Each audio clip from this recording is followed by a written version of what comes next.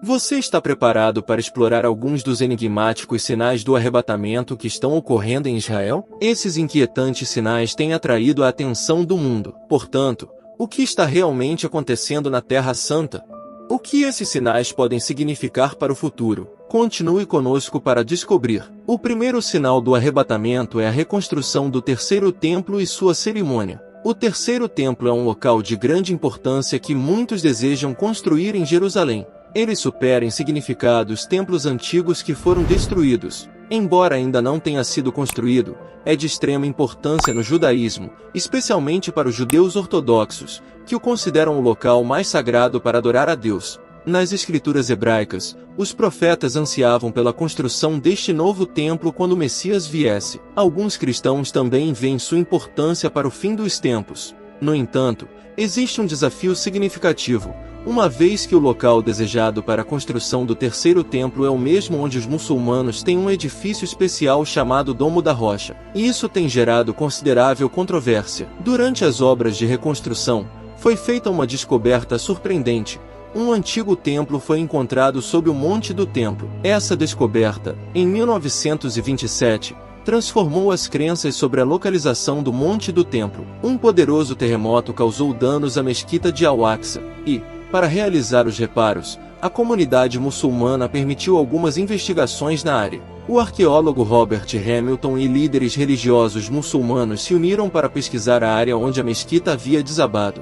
Hamilton precisou ser cuidadoso para não ofender a comunidade muçulmana, e, por isso, não revelou todas as suas descobertas. Surpreendentemente, muitas delas remontam a períodos anteriores ao domínio muçulmano, incluindo eras do Segundo Templo e Bizantina. Essas descobertas permaneceram ocultas por muitos anos, mas agora estão emergindo, quase 80 anos depois, graças aos esforços de arqueólogos. Os arqueólogos israelenses, o Dr. Gabi Barkay e Isaac Dea, meticulosamente revisaram as descobertas ocultas de Hamilton. Eles conduziram uma minuciosa análise de toneladas de terra removida do Monte do Templo. Há cerca de 13 anos, suas escavações desenterraram diversos objetos arqueológicos de pequeno porte que lançam luz sobre a rica história de Jerusalém. Entre essas descobertas notáveis, destaca-se um miqué judaico, uma piscina ritual da era do Segundo Templo, provavelmente usada pelos judeus antes de ingressarem no terreno do templo. Além disso, foram encontrados inúmeros objetos datados dos períodos do Primeiro e Segundo Templos.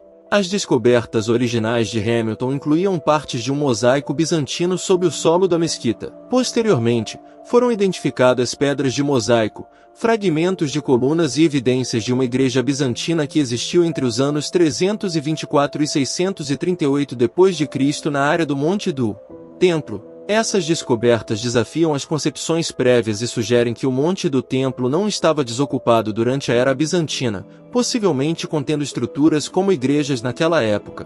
Enquanto isso, a construção do terceiro templo está em andamento, e recentemente ocorreu uma cerimônia especial em 12 de outubro.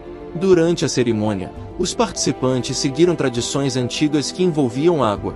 Sacerdotes, levitas e muitas outras pessoas participaram, entoando cânticos, dançando e tocando música ao longo de antigas trilhas. Eles utilizaram um jarro de ouro para coletar água e a levaram de volta ao topo da montanha, onde montaram um altar modelo e usaram ferramentas especiais, seguindo tradições antigas. A cerimônia culminou com uma bênção especial, fazendo parte de uma tradição que se repete a cada 7 anos. Embora a Torá, um livro sagrado, não prescreva essa cerimônia da água, ela se tornou uma tradição observada com alegria e entusiasmo, vista como uma celebração festiva no templo. A cerimônia, que se estende por 15 horas, continua durante toda a noite até a manhã seguinte, atraindo participantes de diferentes países. Essas celebrações do Sukkot se tornaram um dia internacional de adoração, e a cerimônia da água é realizada nos últimos 6 dias do feriado, com derramamento de vinho durante o serviço matinal. Os Koanim, ou sacerdotes, enchem uma jarra com água da nascente e viajam do templo até a fonte de Siló, localizada ao pé do Monte do Templo. O Monte do Templo não estava desocupado durante a era bizantina, possivelmente contendo estruturas como igrejas naquela época. Em seguida, 2 corbãs subiam ao altar de pedra no pátio interno do templo, onde derramavam vinho e água em orifícios especialmente designados para essa cerimônia. Além do terceiro templo, outra profecia intrigante se concretizou. Sons misteriosos de trombetas ecoaram nos céus de Israel, deixando muitas pessoas perplexas, inclusive as forças armadas e a polícia. Esses estrondos intensos e vibrações poderosas foram sentidos em diversas regiões, incluindo Gudã, Tel Aviv e Petatica, alcançando até Julis, a cerca de 50 quilômetros de distância. Esses estranhos ruídos, muitas vezes denominados trombetas do céu ou squawks, foram relatados em várias partes do mundo, incluindo os Estados Unidos, Canadá, Costa Rica, Rússia, República Checa e Austrália. Esses sons são novos, incomuns e arrepiantes, frequentemente assemelhando-se a gemidos, vibrações metálicas e até vozes indistintas. Alguns se questionam se esses sons possuem algum significado importante, talvez sinalizando eventos significativos e até mesmo o fim do mundo. Algumas pessoas estabelecem conexões com narrativas bíblicas que mencionam trombetas, como as descritas no livro do Apocalipse,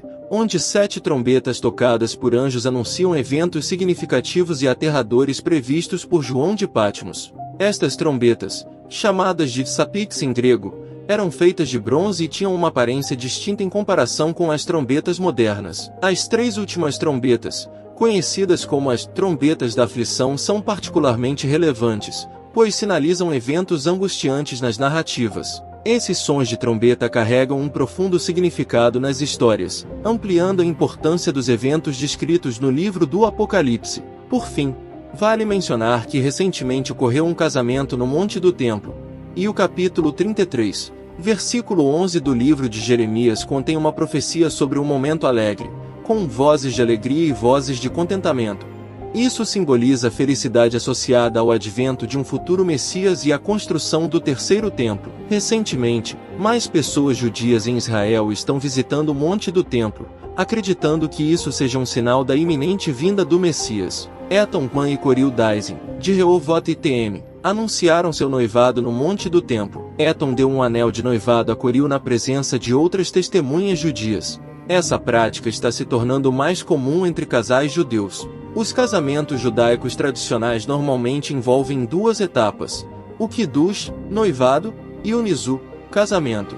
Eton e Coril optaram por realizar a etapa do Kiddush, trocando um anel valioso na frente de 2 testemunhas. Isso difere dos costumes antigos que separavam essas etapas. Durante a cerimônia de casamento, enfatizaram uma bênção especial que destacava a criação da humanidade à imagem de Deus e a ideia de uma instituição duradoura. Seu desejo é que o casamento simbolize uma união duradoura e celebre a presença do terceiro templo no Monte do Templo. Esse momento no Monte do Templo está ligado a um versículo frequentemente recitado em cerimônias de casamento, que fala de alegria e agradecimento nas cidades de Edudá e Jerusalém, relacionado à restauração da terra. O Monte do Templo abriga portões históricos para noivos, incluindo o Portão da Misericórdia, acrescentando mais significado ao local. Casais judeus acreditam que suas ações no Monte do Templo dão vida às profecias de Jeremias, especialmente as encontradas em Jeremias 33. Da mesma forma, o capítulo 8, versículos 20 a 22 de Jeremias profetizam que pessoas de várias cidades virão a Jerusalém para orar ao Senhor. Indivíduos judeus veem esses eventos como o cumprimento de antigas profecias e os observam com admiração. Além disso, a aparição de novilhos vermelhos, conforme profetizado, também ocorreu em Israel. A presença de 5 novilhos vermelhos chamou a atenção global, especialmente entre os cristãos que acreditam na profecia bíblica. Esses novilhos desempenham um papel significativo. Isso está de acordo com as regras delineadas em Números 19 para a realização de um sacrifício apropriado. As instruções estipulam que os novilhos devem ser vermelhos e não apresentar manchas. Muitos cristãos acreditam que a construção do terceiro templo em Jerusalém ocorrerá durante os eventos do fim dos tempos. A presença desses novilhos vermelhos em Israel gerou especulações sobre o cumprimento dessa profecia. O livro de Números fornece instruções claras sobre o ritual envolvendo o novilho vermelho. Ele descreve a necessidade de encontrar uma novilha vermelha sem defeitos e que nunca tenha trabalhado. Essa novilha é sacrificada e queimada fora do acampamento, juntamente com madeira de cedro, isopo e fio escarlate. As cinzas resultantes são misturadas com água pura. A oferta do novilho vermelho tem como propósito purificar pessoas que tenham tido contato com um cadáver.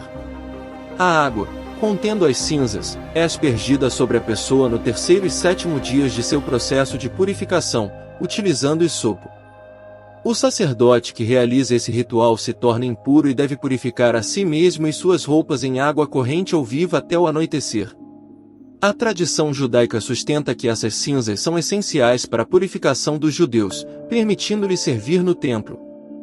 Nos tempos do primeiro e segundo templos, apenas 9 novilhas vermelhas foram utilizadas. A tradição prevê que a 10ª será usada pelo Messias para tornar isso possível. Para atingir esse objetivo, o Instituto do Templo e um criador de gado israelense estão aplicando a ciência moderna, implantando embriões congelados de gado Angus vermelho em gado doméstico israelense. Diferentes comunidades veem a chegada dessas novilhas vermelhas de maneiras diversas. Alguns judeus ortodoxos em Israel percebem isso como um passo em direção à restauração dos serviços do templo, mesmo antes da construção do terceiro templo. Outros enfatizam a importância de Jerusalém como lugar escolhido por Deus e aguardam a futura restauração de uma casa de oração para todas as nações.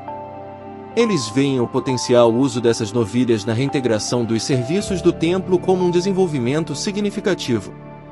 Como você vê esses indícios do arrebatamento que estão ocorrendo em Israel? Compartilhe seus comentários abaixo e inscreva-se para receber mais informações.